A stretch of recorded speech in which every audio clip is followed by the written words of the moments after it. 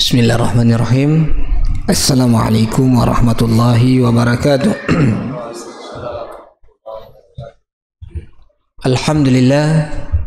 Alhamdulillahi wa bihi nasta'in ala umur dunya waddin wa ala alihi wa ashabihi wa man tabi'ahum bi ihsanin ila yaumiddin, amma ba'd. Yaqulullahu ta'ala fi kitabil karim, ya ayyuhallazina amanu taqullaha haqqa tuqatih wa la tamutunna illa wa antum muslimun. Allahumma salli wa sallim ala abdika wa rasulika nabiyina Muhammadin wa ala alihi wa ashabihi ajmain. Jemaah kaum muslimin, ikhwati a'azzani Allah wa iyyakum.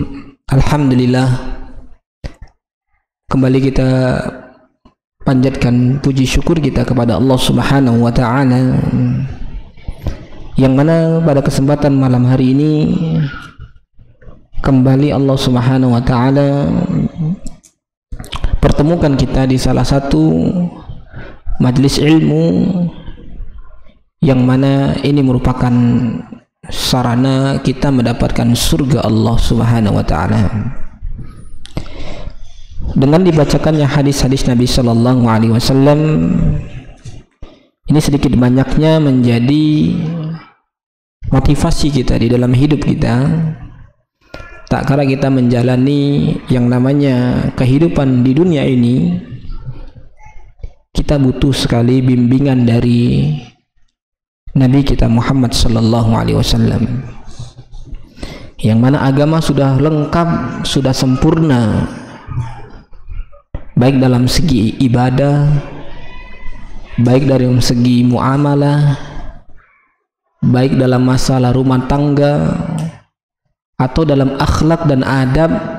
Nabi Shallallahu Alaihi Wasallam merupakan background yang sangat komplit bagi kita yang mau untuk mengambil pelajaran dari kisah hidup Rasulullah Shallallahu Alaihi Wasallam, yang mana pada malam hari ini insyaallah kita masih membaca seputar hadis-hadis Rasulullah Sallallahu Alaihi Wasallam. Di hadis yang disuguhkan oleh penulis, kita akan membaca hadis-hadis tentang keutamaan saf dan bagaimana fikih-fikih terkait tentang saf, jemaah. Karena hampir kita melihat mayoritas kaum muslimin, tak kala mereka sholat berjamaah di sebuah masjid, sangat disayangkan, dan ini merupakan fenomena yang tidak boleh kita lihat, jemaah, yaitu terlalu renggangnya setiap saf, ya, sehingga menjadikan imbasnya dari hati-hati di antara kita saling bercerai dan saling renggang, jemaah. Makanya judul dari kajian kita adalah kesempurnaan salat, jemaah. Salat ini memiliki rukun. Salat itu memiliki syarat. Salat itu memiliki wajib. Salat itu memiliki sunnah salat, yang mana itu semua merupakan dari kesempurnaan salat, jemaah. Dan di antara kesempurnaan salat yang paling penting adalah permasalahan shaf, jemaah. Shaf ini merupakan kesempurnaan dari salat kita, sehingga Nabi Shallallahu Alaihi Wasallam selalu mengingatkan di dalam praktik salat, tak kala mereka bersalat berjamaah bersama para sahabat, Nabi tidak akan pernah lupa mengingatkan para sahabat, sawu sufufakum, luruskan saf kalian. Bahkan di detik-detik Nabi mau bertakbir, ternyata ada seorang yang keluar dari saf, nampak dadanya dan tidak rata, ya. Nabi langsung mengatakan, la tasawwufunna sufufakum, aw la yukhalifunallaha baina wujuhikum. Dalam riwayat lain mengatakan la takhtalifu fatakhtalifa qulubakum. Hampir-hampir Nabi mau bertakbir, ternyata ada seorang laki-laki yang keluar dari shaf. Nabi mengatakan, hendaknya kalian merapatkan shaf. Rapatkanlah shaf, kata Nabi. Atau imbasnya nanti hati-hati kalian akan tercerai-berai jemaah. Makanya nggak mendapatkan kesatuan hati di dalam sholat tadi gara-gara kita tidak mencari kesempurnaan di dalam sholat. Karena yang namanya kesempurnaan dalam sholat itu berjamaah terletak dalam lurusnya saf jemaah. Apa kata Nabi Shallallahu Alaihi Wasallam? Sawwu sufufakum fa inna tasfiyata saffi min tamamis sholat. Luruskanlah saf kalian, karena yang namanya dengan lurusnya shaf itu kesempurnaan salat jemaah. Jadi perkara shaf ini jangan dianggap remeh jemaah ya. Perkara shaf ini jangan dianggap sepele. Saking perhatiannya Nabi Shallallahu Alaihi Wasallam dalam permasalahan shaf ini jemaah, Nabi juga memberikan keutamaan bagi mereka yang bisa mendapatkan saf pertama. Bagi perempuan, demikian juga Nabi jelaskan mana yang terbaik bagi saf wanita. Laki-laki yang terbaik ini dia safnya. Perempuan kalau ingin mendapatkan saf terbaik, tak kala mereka berjamaah bersama laki-laki, ini yang paling terbaik safnya jamaah. Makanya Rasulullah Sallallahu Alaihi Wasallam di dalam sebuah hadis ya menjelaskan kepada kita, Nabi Sallallahu Alaihi Wasallam mengatakan, khairus sufuf ar-rijal awwaluha wa syarruha akhiruha wa khairus sufufun nisa'i akhiruha wasyarruha awwaluha. Kata Nabi Shallallahu Alaihi Wasallam, sebaik-baik safnya laki-laki, ya ini, sebaik safnya laki-laki itu yang terdepan jemaah. Kalau ditanya manakah saf terbaik bagi laki-laki, paling depan, langsung di belakang imam dan sebelah kanan jemaah. Itu yang paling terbaik jemaah. Tapi terkadang kalau kita ya posisi di belakang imam, biasanya kita tafadhalah kan gitu. Kita segan-segan kayak kan. Udah kosong nih tempatnya ya. Silakan Pak, duluan Pak ya. Nggak mau mencari afdaliyah, mungkin karena khawatir takut nanti imamnya tak salah-salah nanti atau buang air di tengah jalan. Ya maksudnya di tengah-tengah sholat tiba-tiba buang air ya atau kentut. Jadi yang di belakang saf ini khawatir dia, wah nanti disuruh imam pula kan gitu. Karena Nabi Shallallahu Alaihi Wasallam sering seperti ini. Hendaknya kata Nabi yang di belakangku pas ini adalah orang-orang yang memiliki pemahaman terhadap ilmu Al-Quran jemaah. Iya. Diletak orang-orang sahabat Nabi yang hafal Al-Quran, qura'nya di belakang imam pas jemaah, agar Nabi nanti kalau lupa ada yang mengingatkan jemaah ya. Karena Nabi manusia biasa, terkadang lupa di tengah-tengah sholat bacaannya ini apa sambungannya, jadi orang yang di belakang bisa melanjutkan ya. Tapi kalau yang di belakang tadi ini tidak ngerti apa-apa, tak kalah imamnya keluar karena batal ya atau karena ada gangguan, yang berhak menjadi imam adalah mereka yang ada di belakang imam jemaah. Langsung tanpa imam menyuruh, tanpa imam memberikan apa-apa, imam keluar langsung disisipi, ditutupi, masuk sas ya. Seperti inilah pentingnya tentang permasalahan shaf jemaah ya. Nabi perhatian dalam permasalahan shaf. khairu sufufir rijal, sebaik-baik saf laki-laki terdepan. Di zaman Rasulullah SAW, para sahabat tadi ini sampai berantem jemaah, sampai begaduh, ya, sampai berebut tentang saf yang pertama ini. Kalau nggak mereka dapati saf pertama, kalau dengan cara mengundi, diundi jemaah. Ibarat nonton apa antum dapat bangku pertama ini, ternyata udah sol, atau dengan diundi, ya. Kalau bisa dengan diundi jemaah. Karena ini harus diperebutkan, harus diperjuangkan. Yang namanya saf awal ini harus diperebutkan dan harus diperjuangkan jemaah. Tapi kalau kita di Indonesia ini, yang namanya saf awal ini gak diperjuangkan pun dah dipersilahkan kali lah kayak kan gitu. Ya, antum mau datang jam berapa, kosong saf awal, antum masuk ya, ya.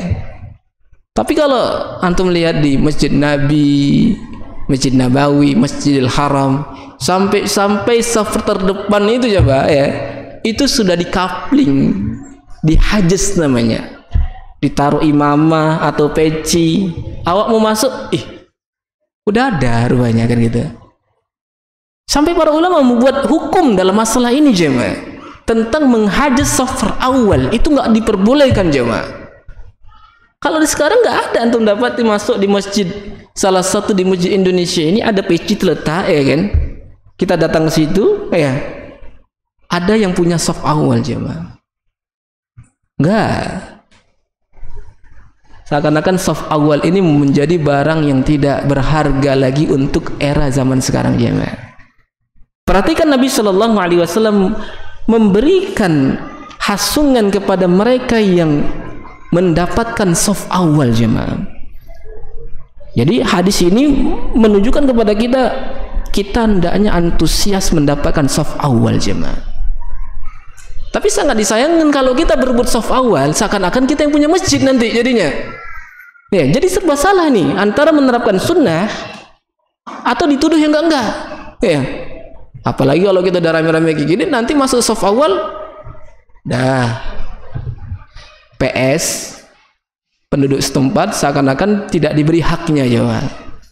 Ya, semenjak mereka ini datang, ya, negara lain menyerang, kami tidak dapat lagi saf awal jemaah. Ya kita disuruh ini sekarang berlomba-lomba. Jadi tak kalau anda tidak mendapatkan saf awal, maka jangan salahkan siapa-siapa. Karena saf awal ini nggak ada hak milik. Apalagi kalau masjid dibangun dengan dana umat, ya, nggak ada hak prioritas. Oh saya ini harus, itu saya yang punya saf awal ini. Karena pernah jemaah ya, suatu kejadian ini di masjid dekat rumah kita ya. Saya datang pertama di hari Jumat di jam 12. Tepat di saf awal saya duduk. Datang ada orang, itu udah punya orang katanya. Mana orangnya Pak? Nanti 12:30 dia datang. Mak 12:30 masih lama ini Pak kan itu. Jadi saya nggak berhak sini, nggak berhak kau katanya. Ya udahlah, karena kita masih muda ya kan. Kita nggak terlalu kita anggapi kali jemaah ya. Kalau dia mau yang situ ya udah nggak apa-apa, kita cari yang sana-sana. Yang penting dapat saf awal juga jemaah ya. Ini kata Nabi Shallallahu Alaihi Wasallam, dengarkan bagaimana Nabi Shallallahu Alaihi Wasallam memberi motivasi kepada kita untuk memperebutkan saf awal jemaah. Jangan ada kita nanti nunggu lagi nih ya. Misalnya ada saf awal kita nggak mau ya. Biar aja lah ya, biar aja kawan-kawan awak lah di saf awal lah kan gitu. Awak saf yang kedua pun udah jadi lah itu kan gitu ya. Rasulullah Shallallahu Alaihi Wasallam di dalam hadis Jabir bin Samurah riwayat Imam Muslim, kata Nabi Sallallahu Alaihi Wasallam, ala tasifuna kama tasafil malaikatu inda rabbiha. Tidaklah kalian mau bersaf seperti para malaikat bersaf di sisi Rabbnya? Lihat nih jemaah, Nabi kabarkan nih tentang permasalahan ghaib yang nggak pernah antum cerna dalam akal antum, ya. Ternyata para malaikat itu kalau bersolat bersaf juga. Para malaikat nggak sendiri-sendiri dia solat. Tah, para malaikat di langit ke-7 dia solat, di langit ke-6 dia solat sendiri. Enggak. Para malaikat juga bersaf-saf solatnya. Susunannya rapi. Sampai Nabi mengatakan, ala tasifuna kama tasiful malaikatu inda rabbiha, tidaklah kalian bersaf layaknya para malaikat menyusun saf tak kala mereka solat di hadapan Rabbnya. Para sahabat Nabi bertanya kepada Rasulullah SAW, ya Rasulullah, wahai Rasulullah, kaifa tasiful malaikatu inda rabbiha, coba kabarkan kepada kami gimana tuh bentuknya para malaikat itu bersaf di hadapan Allah Subhanahu wa taala. Jemaah, di atas langit itu ada namanya Sidratul Muntaha. Dekat Sidratul Muntaha itu jemaah ada namanya Baitul Ma'mur. Di dalam Baitul Ma'mur itu antum tahu itu isinya apa? Nabi pernah masuk ke dalam, beliau melihat para malaikat yang berjumlah ratusan ribu banyaknya sedang bertasbih, memuji Allah, bertakbir, solat. Apa kata Nabi Shallallahu Alaihi Wasallam? Sampai beliau solat di situ mengimami para malaikat, aku melihat setiap menitnya para malaikat masuk ke Baitul Ma'mur sebanyak 70.000 malaikat, nggak pernah keluar lagi jemaah. Jadi jumlah para malaikat sudah antum bisa bayangkan banyaknya dan betapa besarnya Baitul Ma'mur itu menampung sejumlah para malaikat. Tapi yang subhanallahnya, tak kala ribuan para malaikat tadi ini tidak sesulit mengatur Anda tak kala Anda sholat. Kita udah capek, imamnya katakan sufufakum, sof, rapat, yang di belakang masih cret, masih goyang sana goyang sini, ya kan? Ribet kali ngurus manusia ini jemaah, ya. Payah sekali kita untuk dikatakan, padahal iman dan ngulangi lagi. Sufufakum, atimus safal awal fal awal. Lengkapilah yang pertama, saf yang pertama, ya. Dah, belum lagi sempurna saf pertama, dah bangun lagi saf yang kedua, ya mak. Apalagi kalau musuhnya besar, imam udah masuk di Al-Fatihah, ya, mau ke ujung-ujung sana, wah capek kalah, bagus aku potong kompas ini kan gitu, ya. Selesai, tengah-tengah dia saf, di sana masih kosong coba, ya. Yang anehnya nanti orang yang datang bangun sini juga, kan gitu. Yang di sana belum. Jadi mengurus manusia itu lebih ribet daripada mengurus para malaikat jemaah. Sampai Nabi SAW mengatakan, coba kalian tengok itu, bagaimana para malaikat itu bersaf di sisi Allah Subhanahu wa taala. Apa kata Nabi? Tak kala ditanya oleh Rasulullah ditanya oleh para sahabat, gimana caranya mereka bersaf? Yutimuna sufuful awal wa yatarasawna fis saf. Mereka lengkapi saf yang pertama, ya. Mereka masuk nih, malaikat masuk lengkapi saf pertama. Wa yatarasawna fis saf. Kemudian mereka merapat ke saf jemaah. Enggak renggang-renggang, ya. Enggak jauh-jauh jaraknya jemaah, ya. Makin rapat makin baik ya mak, bukan makin renggang makin bagus, enggak. Karena kalau kita makin rapat, ya, ini seakan-akan kita sudah menyatukan hati-hati kita jemaah. Nah ini pentingnya kita tak kala kita merapatkan saf tadi jemaah. Maka dari sini gambaran yang digambarkan oleh Rasulullah Sallallahu Alaihi Wasallam, keutamaan saf pertama ini harus jemaah. Berlomba-lombalah kita dalam mendapatkan saf pertama. Di dalam hadis yang lain Nabi Shallallahu Alaihi Wasallam mengatakan, "Lau ya'lamun nasu ma fin nida wa safil awal." Kalaulah manusia tahu tentang masalah keutamaan di azan, an-nida itu azan jemaah.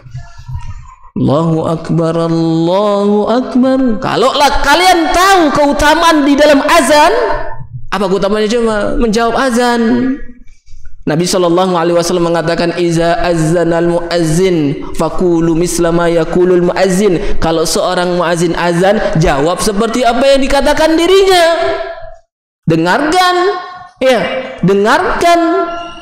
Jangan sebagian kita yang ngobrol, sebagian kita bercerita, kecuali dalam perkara yang penting, jemaah. Lau ya'lamun nasu ma fin nida, kalaulah manusia tahu tentang keutamaan dari sebuah azan, menjawab azan itu luar biasa.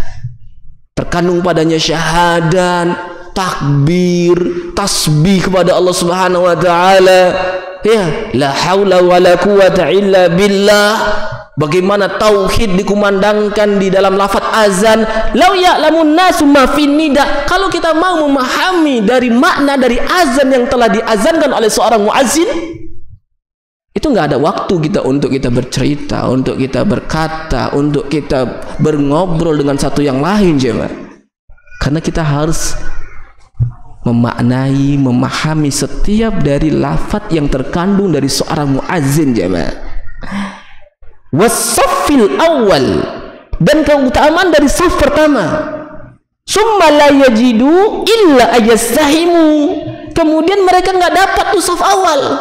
Ya, tengoknya saf awal nggak dapat, udah berlomba-lomba, ya, saking semangatnya jemaah para sahabat Nabi itu sampai jatuh, lari, terjatuh mereka, ya, ingin mendapatkan saf awal tadi ini. Summa lam yajidu illa ayastahimu, kecuali dengan mengundi. Ya, undio, ya. Ini yang namanya qur'ah, undian-undian yang diperbolehkan, jemaah, ya. Mengundi dalam kebaikan. Ya, siapa yang, ayo kita lempar koin, yuk. Ya, bukan satu orang limpul, ya kan? Bukan. Keluar kepala cepet. Enggak, ini betul-betul kita undi nih, ya. Kalau betul-betul nih gambarnya ini aku yang di saf awal, ya, kayak gitu ya Pak, ya, terus main kan. Jadi pun orang heran nanti soal itu, ngapain orang tuh itu lagi berebut saf pertama, Pak, ya. Oh, masya Allah, ya, sampai kayak gitunya, ya, saf pertama, ya. Seperti itulah jemaah kaum muslimin, ya. Nabi SAW menggambarkan kepada kita tentang keutamaan saf ini, jemaah. Maka Nabi SAW mengatakan, khairu sufufir rijal awwaluha, sebaik-baik saf laki-laki itu yang pertama. Wasyarruha akhiruha, yang paling jelek yang terbelakang. Yang paling akhir itu paling buruk, jemaah. Kenapa dikatakan dia paling terburuk? Karena jauhnya dari imam, jauhnya dari dia dengan imam, dan ini merupakan salah satu kemunduran bagi seorang jemaah. Dan Allah Subhanahu wa taala tidak akan menjadikan seorang itu maju kalau dalam masalah ibadah aja dia mundur, jemaah. Apa kata Nabi sallallahu alaihi wasallam? La yazalu qaumun yata'akhkharun hatta yuakhiruhumullah. Senantiasa Allah jadikan satu kaum itu terbelakang, kemunduran. Karena apa? Karena sikap mereka dalam masalah ibadah, maunya mundur, mau ke belakang aja, ya. Kenapa nggak di saf awal?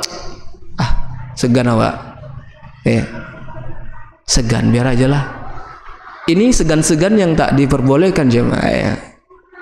Ini perkara segan-segan yang dilarang. Ini tawadu yang tanpa tempatnya, jemaah, ya. Makanya Allah Subhanahu wa taala menjadikan suatu kaum ini terbelakang. La yazalu qaumun yata'akhkharun, senantiasa manusia atau suatu kaum itu yata'akhkharun, keterbelakang, meninggalkan saf tadi ini, hatta yuakhiruhumullah, sampai-sampai imbasnya Allah Subhanahu wa taala mengakhirkan mereka, menjadikan mereka keterbelakang, jemaah. Nauzubillah ya. Maka kita ingatkan kembali lagi pentingnya kita berlomba-lomba dalam masalah saf ini jemaah. Kemudian kata Rasulullah sallallahu alaihi wasallam, "Wa khairu sufufin nisa akhiruha." Dan sebaik-baik safnya wanita yang paling belakang. Al-Imam Nawawi menjelaskan hadis ini, sebaik-baik saf wanita yang paling terbelakang adalah kalau mereka itu bermakmum dengan jamaah laki-laki. Jadi seumpamanya para wanita bermakmum dengan jamaah laki-laki, saf terbaik mereka yang paling terbelakang. Kenapa alasannya kata Imam Nawawi? Makin jauh dari pandangan laki-laki, makin baik. Makin tidak terlihat mereka, makin bagus kata Imam Nawawi jemaah.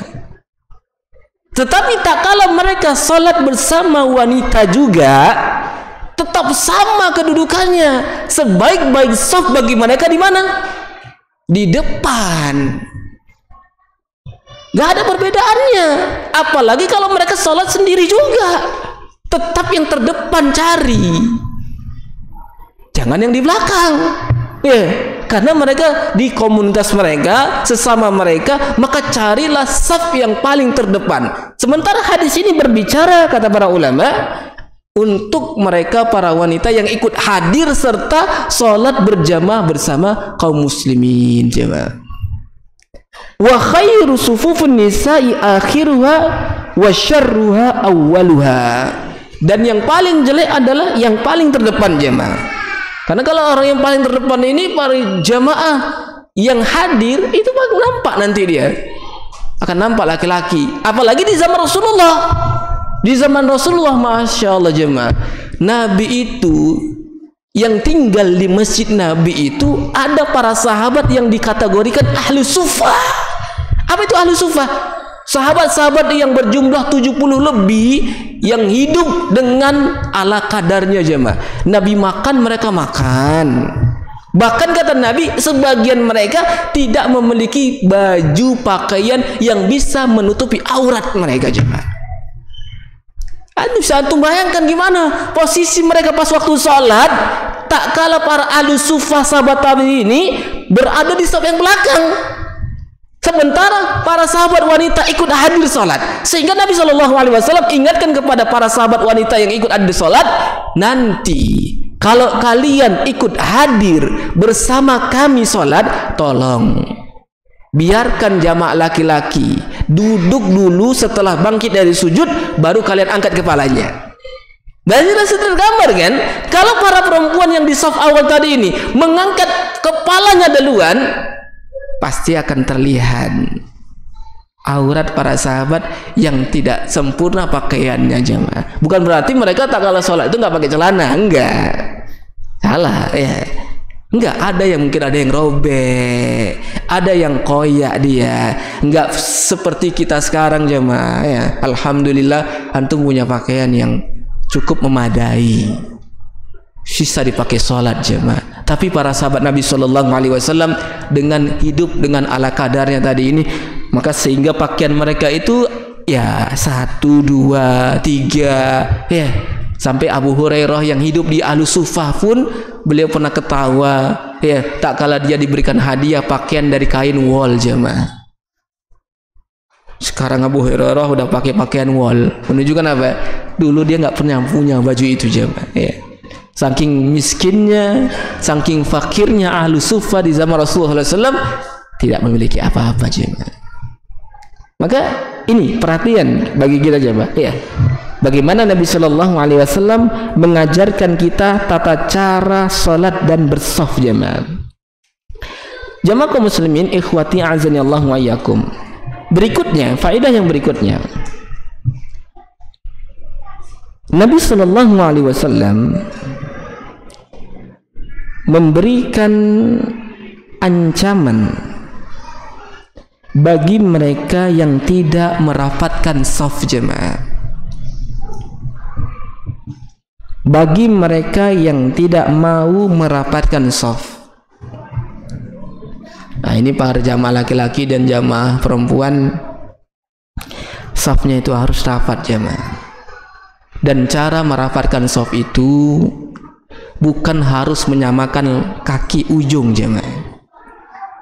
Karena kalau kita menyamakan kaki ujung nggak ketemu 1 jam nggak akan rapi-rapi shaf antum itu. Ketemu orang yang tinggi kakinya panjang, awak yang pendek gimana?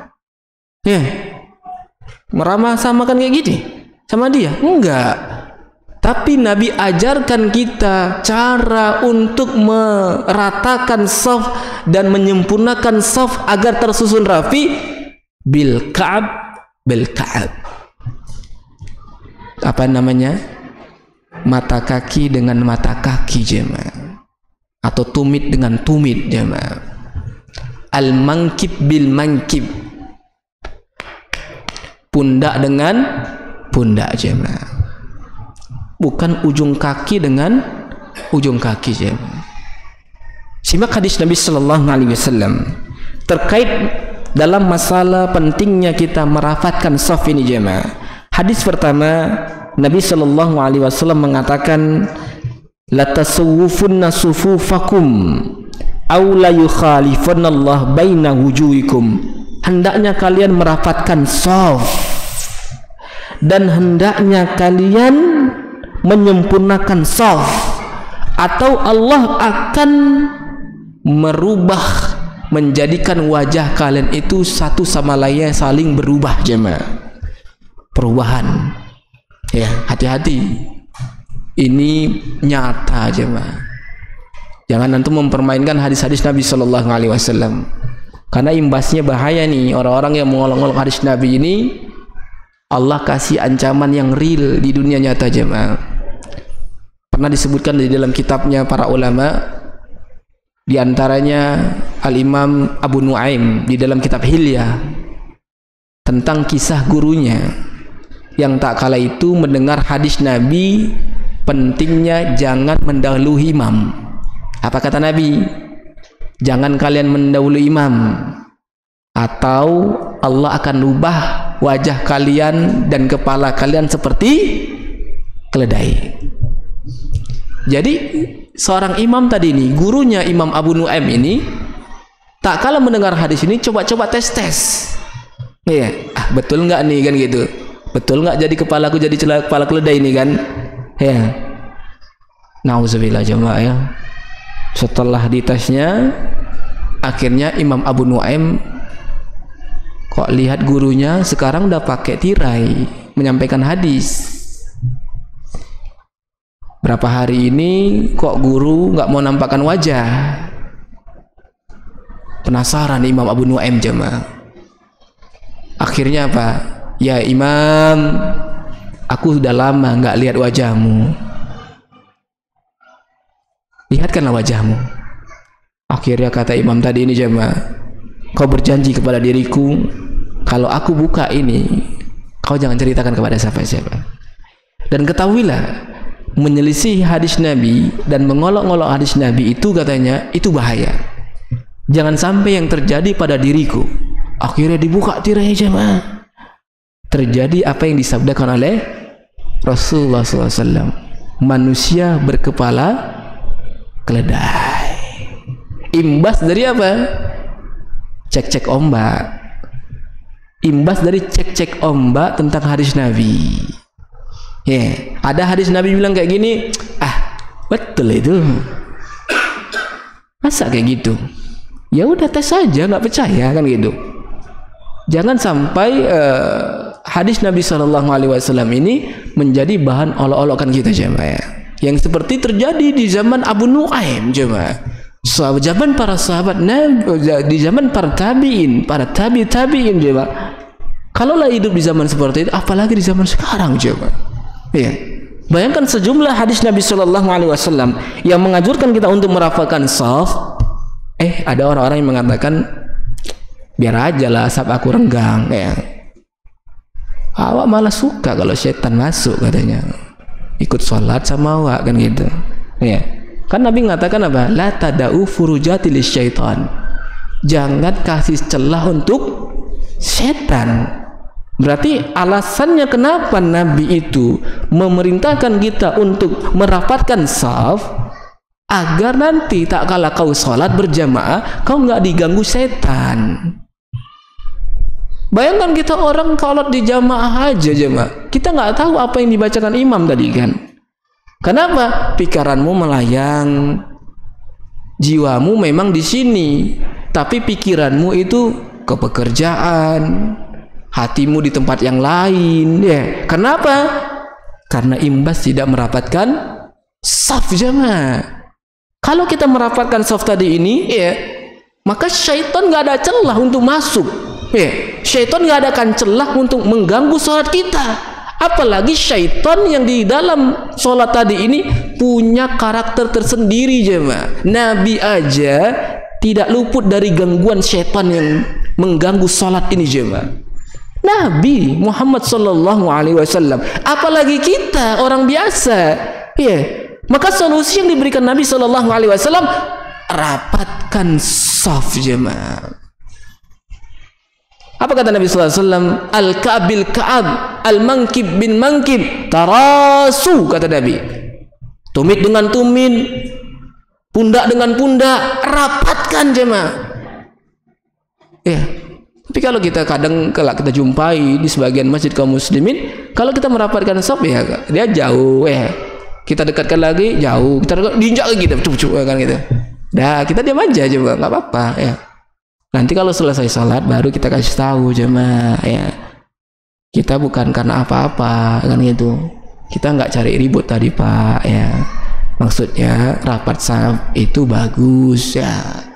Seperti itu jemaah ya, agar kaum muslimin paham ya kenapa Nabi Shallallahu Alaihi Wasallam perintahkan yang seperti ini jemaah ya. Karena hampir rata-rata hal yang seperti ini mungkin dianggap asing bagi sebagian kita. Kenapa kita sholat itu harus merapatkan shaf jemaah ya. Baik, faedah yang berikutnya jemaah dari perintah Nabi Shallallahu Alaihi Wasallam di dalam hadis ini. Di dalam hadis ini Nabi mengajarkan kepada kita tata cara menyusun shaf jemaah. Bagaimana dia caranya penyusunan shaf? Kalau kita sholat berjamaah, jumlah bilangannya lebih dari 1, maka makmum langsung di belakang imam. Posisi wanita di belakang makmum laki-laki. Jikalau makmumnya 1 orang, maka posisi makmum langsung di sebelah kanan imam jemaah. Kalau ada perempuan, perempuan di belakang safnya laki-laki. Ya. Berdasarkan hadis Nabi sallallahu alaihi wasallam di dalam riwayat Al-Imam Bukhari dan Imam Muslim, kata Nabi sallallahu alaihi wasallam, tak kala itu Abdullah bin Abbas sholat malam bersama Nabi, langsung masuk ke shaf Nabi Shallallahu Alaihi Wasallam di sebelah kiri. Kemudian Nabi Shallallahu Alaihi Wasallam pegang kepalanya, kemudian Nabi Shallallahu Alaihi Wasallam putarkan dia dan letakkan dia sebelah kanan. Ini menunjukkan kepada kita bahwasanya tak kala kita sholat berjamaah berdua, shafnya makmum langsung di sebelah kanan jemaah. Iya. Kalaulah makmumnya itu berdua, maka dia di belakang imam. Berdasarkan hadis Nabi riwayat Bukhari Muslim tentang kisah Nabi datang ke rumah Anas bin Malik, diundang makan oleh neneknya Anas bin Malik. Setelah Nabi makan, kemudian kata Nabi SAW, "Kumu falyusalli bikum." Bangkit, aku akan mengerjakan kalian salat. Apa kata Anas bin Malik? Fakumtu ila hasirin lana qad iswadda min tuli ma labis. Akhirnya aku bergegas mencari tikar. Ternyata aku dapati tikar kami yang sudah menghitam karena lama terpakai. Lihat, Nabi dengan tawadunya, dengan rendah hatinya tetap sholat di karpet yang hitam itu jemaah. Apa kata Anas bin Malik? Fasafaftu ana wal gulam wara'an Nabi. Dan kami bersaf di belakang Nabi, aku dan bersama saudaraku, dan bersaflah ibuku Ummu Sulaim yaitu Rumaisah dan nenekku di belakang kami jemaah. Ini menunjukkan bahwasannya tak kalah makmum tadi berdua, safnya itu pas di belakang imam jemaah. Kemudian jemaah kaum muslimin ikhwati azani Allah wa yakum. Di dalam hadis ini juga Nabi Shallallahu Alaihi Wasallam menghasung kita untuk menyempurnakan saf awal dan awal jemaah. Mana yang paling duluan itu disempurnakan. Jangan sampai ada celah sedikit pun kemudian dibuka lagi yang kedua jemaah. Ya, lengkapi yang pertama, kemudian yang setelahnya, kemudian setelahnya jemaah. Nah, ini yang harus kita pahami jemaah ya. Caranya ya, tak kala kita hadir keduluan di majelis atau di salah satu masjid, kita lengkapi dulu yang pertama. Gak boleh kita membuat lagi saf yang kedua, seumpamanya yang pertama belum lengkap ya. Kemudian kalaulah memang yang kedua ini ternyata tinggal dia sendiri, kan sering nih kita dapat ini kan, datang ke masjid rupanya saf yang di depan dah penuh jemaah. Apa yang baik bagi laki-laki yang datang sendiri ini?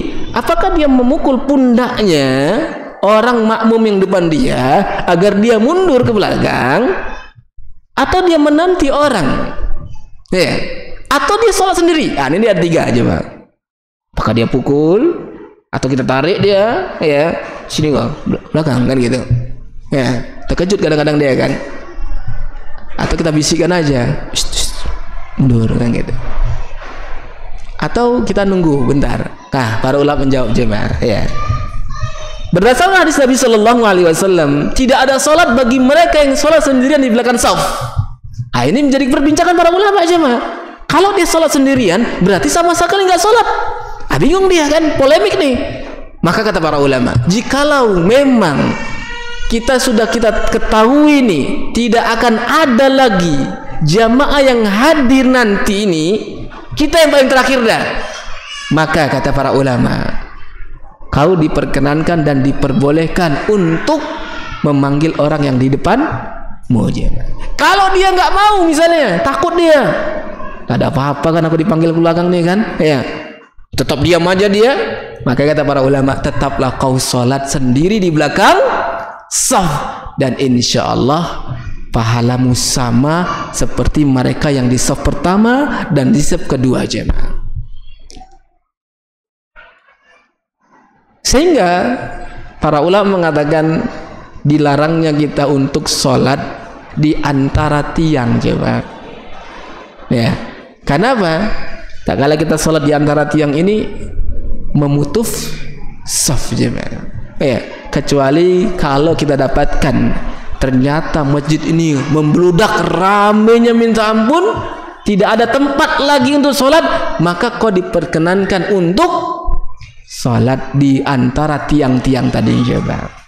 Ini bagaimana para ulama memahami hadis-hadis Rasulullah SAW. Kemudian yang berikutnya, permasalahan berikutnya jemaah, terkait dengan saf anak-anak. Mana yang bagus bagi mereka ini jemaah ya? Anak-anak ini terbagi beberapa poin jemaah. Anak-anak yang mudah berakal dan dia bisa membedakan kebaikan dan keburukan, maka ini boleh diletakkan di saf pertama jemaah. Apalagi anak-anak ini memiliki hafalan Al-Quran ya, sebagaimana dahulu anak bawaan Nabi Shallallahu Alaihi Wasallam dari Ummu Salamah yang bernama Amr bin Abi Salimah, umurnya masih sekitar 9 tahun tapi menjadi imam, diletakkan di saf pertama aja. Kenapa? Karena dia sudah pandai, sudah paham ya. Tapi kalau anak-anak yang belum mumayyiz ya, masih main-main dalam salatnya ya, maka kata para ulama, tak kala kita diletakkan anak-anak tadi ikut serta di dalam saf, berarti dia memutus saf jamaah.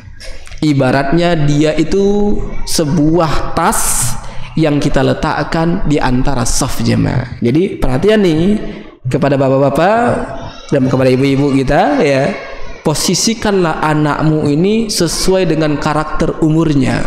Kalau anak kita memang masih belum bisa mengerti kebaikan dan keburukan, letakkan dia yang paling pojok jemaah. Atau yang paling lebih afdalnya, letakkan mereka di saf yang terakhir bagian anak-anak jemaah. Itu yang paling afdalnya jemaah ya, yang dikatakan oleh para ulama jemaah. Dan yang terakhir dalam pembahasan saf kita kali ini jemaah ya, Nabi Shallallahu Alaihi Wasallam ya menjelaskan kepada kita di sini ya tentang pentingnya ya keutamaan dari meluruskan shaf jemaah ya. Jangan sampai shaf tadi ini miring ya atau semeraut ya. Maka para imam, saya ingatkan lagi para imam ya, untuk jangan bosan-bosannya mengingatkan kami sebagai makmum, selalu mengingatkan sawwu sufufakum. Rapatkan shaf, sempurnakan shaf yang pertama, kemudian yang setelahnya dan setelahnya jemaah. Nah, ini yang penting ya, yang harus kita ingatkan terkait pelajaran kita dalam permasalahan shaf ini jemaah. Barakallahu fikum. Insyaallah kita akan lanjutkan pada kesempatan yang akan datang dengan izin Allah Subhanahu wa taala. Subhanakallah bihamdik asyhadu an la ilaha illa anta astaghfiruka wa atubu ilaik. Assalamualaikum warahmatullahi wabarakatuh.